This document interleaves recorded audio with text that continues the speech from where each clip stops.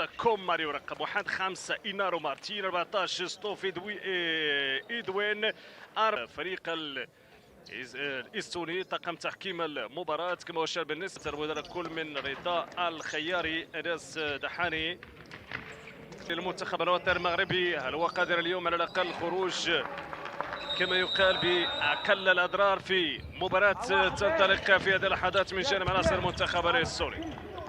اليوم اختار القمصان الزرقاء في أولى البناءات الهجومية. فرصة الأول من جانب النخبة الوطنية لبوريت تمر لأنس العيل النخبة لدى النخبة الوطنية. وبذلك لاحظنا لقاء يوم أمس يعني كانت جدية واضحة، رغبة كبيرة لتحقيق جانب خالد بوزيد والموهبة القادمة بقوة سفيان شعراوي.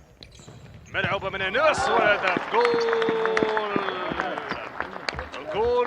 جول بشكل مميز من جانب العميد سفيان المسرار يسكن في الشباك. لاحظ وبذكاء، هذا هو ذكاء في التعامل مع مثل هكذا كرات على غفله من جانب يعني المنظومه الدفاعيه. تبع الاعاده هنا محاوله طرد امام المنتخب المغربي قيمته الكرويه على المستوى العالمي، وبذلك يجب ان تستفيد من هذا المباراه. صحيح يقسو عليك المنتخب الوطني المغربي لكن في مصلحتك كما يقال.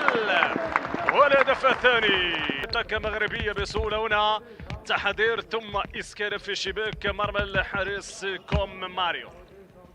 اصبح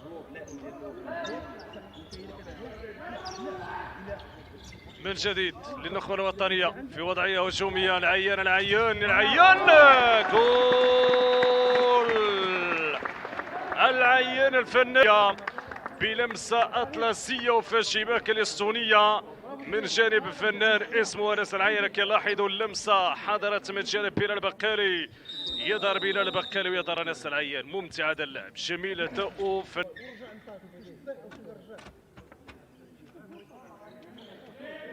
يحاول ما أمكن يجد الفرصة المناسبة للتسديد. لاحظوا كلما أتمنى بمسه امسك الكرة الا ويركز. عنا فرصة تيكي تاكا. هدف جاء بطريقة اللاعبين الكبار ناصر ادريسي. خطوات واللمسة القصيرة السهل الممتنع عنوان بارز في هذا المنتخب الوطني المغربي. محاولة تسديد الكرة ونهاية الجولة الأولى برباعية نظيفة للنخبة الوطنية.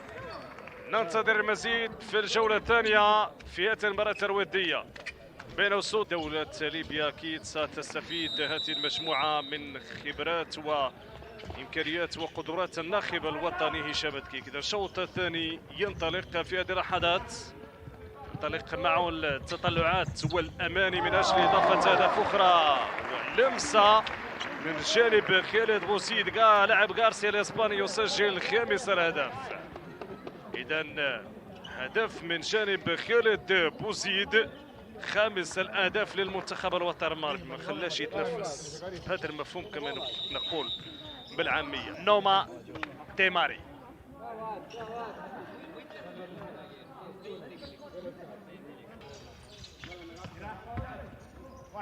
ملعوبة الكرة من انس بقالي. دريس رئيس فني، دريس فرصة استماتة لفائدة المنتخب اليسوني. جول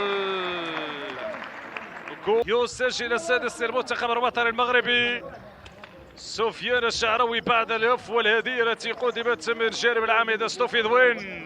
ماذا فعلت يا ستوفيدوين؟ تزيد الطينة بلة للمنتخب الاستوني.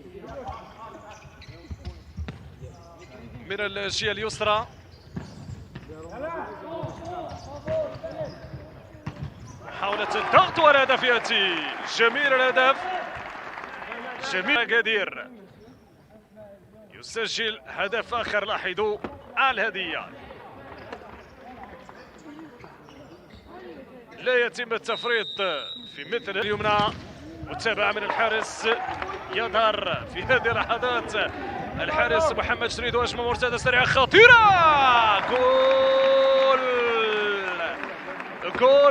جول الثامن للمنتخب الوطني المغربي. لاعب فريق صقر قدير لم يضيع الفرصة وحوار بين ثنائي الصقر كالصقرين، كل من انس الادريسي الذي سجل الهدف السابع. انس الادريسي لاعب صقر قدير حضر الكره لاسماعيل امزال لاعب صقر قدير، وثنائيه بلمسه سوسيه في الشباك السوريه وبالهويه واللمسه. 3 و4 انطلاقات لكن بدون شيء يذكر. هذه لمسه جميله ونختار على المنتخب الطرف الايسر، نقلات قصيره بجانب عناصر المنتخب الوطني المغربي. فرصه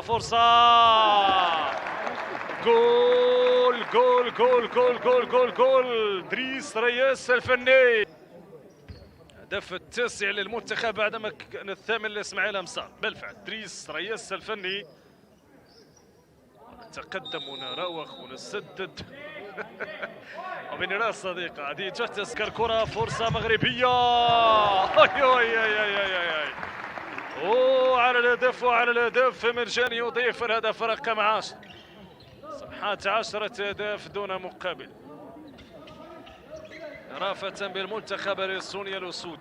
تك الكرة، هل هو الهدف رقم 11 لفائدة النخبة الوطنية؟ آخر الثواني وتنتهي المباراة بفوز المنتخب الوطني المغربي ب10 أهداف دون مقابل. لاحظوا برمزيمة روح رياضية عالية جدا من جانب مكونات المنتخب الصوني. معليش خير في خير، نتمنى لكم كل التوفيق. استفدتم، حضرتم، استمتعتم، عشتم تجربة جديدة بقيادة مدينة راجون دوبارتي المملكة المغربية الشريفة وبقلب عاصمة الأنوار مدينة الرباط.